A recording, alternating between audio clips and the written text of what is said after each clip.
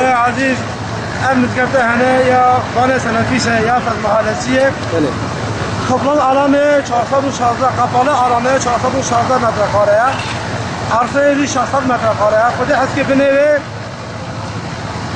Kur'an kursu, taziye evi, imam ruşmanı mevcut olmak üzere gasilhane ve lavabolar yer almaktadır. Böyle. Temeline 14 ton demir attık. Allah'ın izniyle 3 kat düşünüyoruz. Birinci kat müştemilat olarak dediğim gibi lojman, Kur'an kursu, gasilhane ve taziye evi olarak planlamaktayız.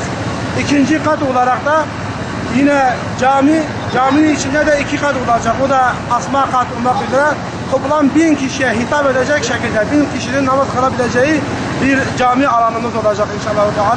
Rabbim tamamını nasip etsin. Emeği geçen herkese teşekkür ederim. Rabbim hayırlarını kabul etsin.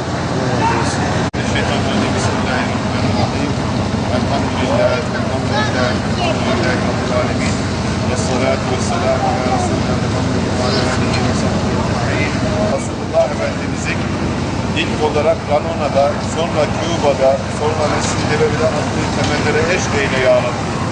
Ya Rabbi yeryüzündeki hükmesi olan Kabe'nin bir şubesi olarak Yafes Mahallesi'nde diğer metrelerde hizmet etmesini nasip eyle ya Rabbi.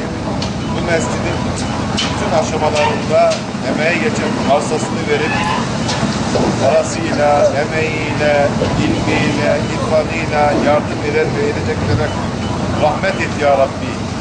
Allah'ım bizim evlatlarımızı da değerlerimize sahip çıkan evlatlardan eyle ya Rabbi. Memleketimize düzen ver ya Rabbi. Hakta, adalette, doğruda, faydalıda bir araya gelmeyi nasip et ya Rabbi. Günahtan, kötülükten uzak kalmayı birbirine bu konuda uyar. Bizlerin bu inşa edilmekte olan camilere yardımlarını bekliyoruz. Bu çocuklarımızın, hanımlarımızın, hepimizin bu camilere çok ihtiyacı vardır. Camiler toplumda bedendeki akciğer nasıl bir görev yaparsa camiler de toplumda öyle görev yapar. Bu camiler bizim akciğerimizi genişletiyor. İnşallah